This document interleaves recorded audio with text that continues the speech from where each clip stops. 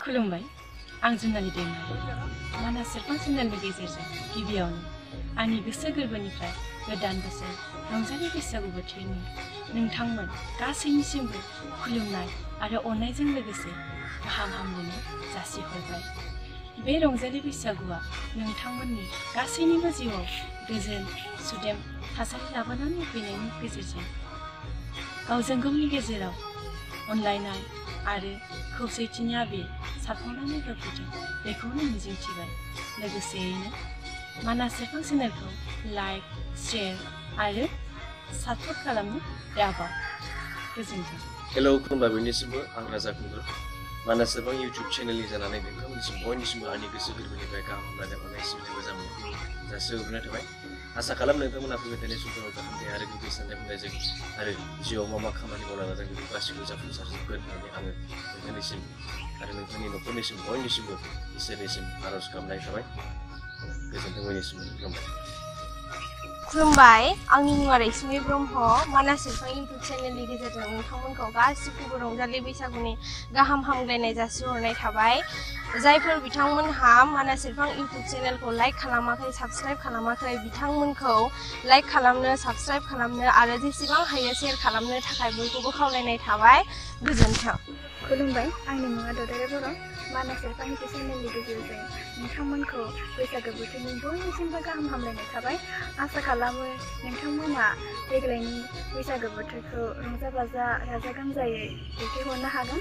लोगोसे मानास सेरफां YouTube चेनेलखौ like खालाम share खालाम आरो साबस्क्राइब खालामनो दाबाव। गोजोन्थों।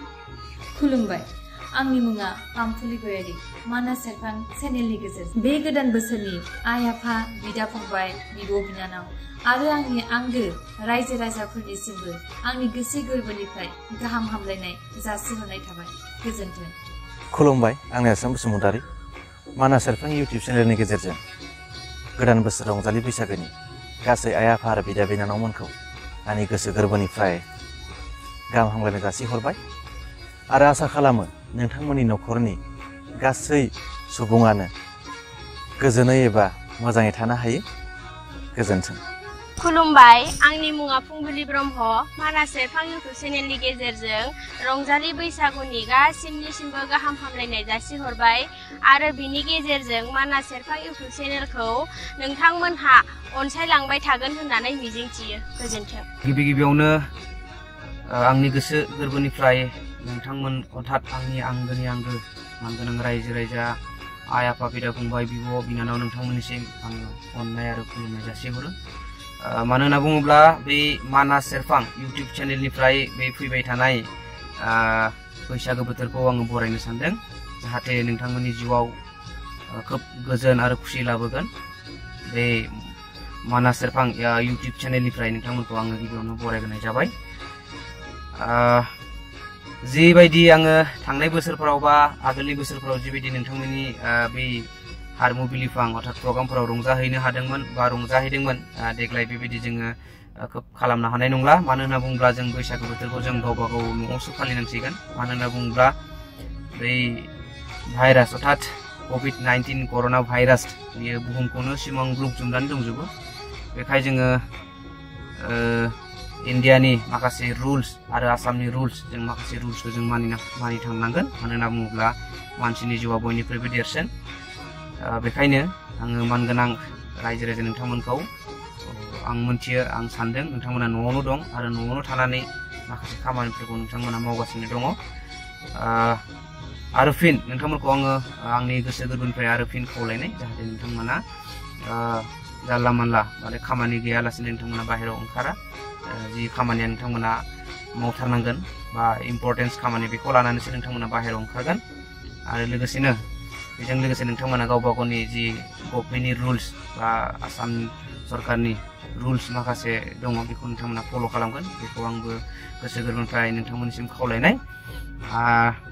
माथो बुंबावनो रायजोफोर जाहाथे नोंथांमोना न'आवनो थायो आंबो न'आवनो दङ आरो फिन बै मानास सेरफां इउटिउब चेनेलनिफ्राय फिन बैसागु बोथोरनि बा अर्थात गोदान बोसोरनि गाहाम आरो हामग्लायनाय बावनानै बेखिनियावनो खुलुमनाय जाबाय। गोजोन्थों।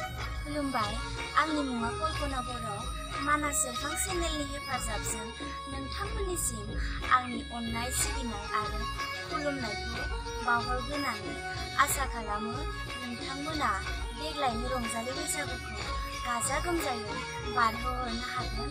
लोगोसे मानास सेरफां चेनेलखौ साबस्क्राइब खालाम, लाइक खालाम आरो शेयार खालामनो दाबाव। गोजोन्थों। खुलुमबाय, आं मुस्रि मेघाराम मोसाहारि। मानास सेरफां इउटुब चेनेलनि गेजेरजों रंजालि बैसागुनि गासै रायजो राजानिसिम आंनि गाहाम हामलायनाय, अननाय, सिबिनाय आरो खुलुमनायखौ बावहरनाय जाबाय। आरो मानास सेरफां इउटुब चेनेलखौ जाहाथे नोंथांमोना लाइक, शेयार, साबस्क्राइब खालामो आरो बिथांमोननि चेनेलखौ जाहाथे अनसायो।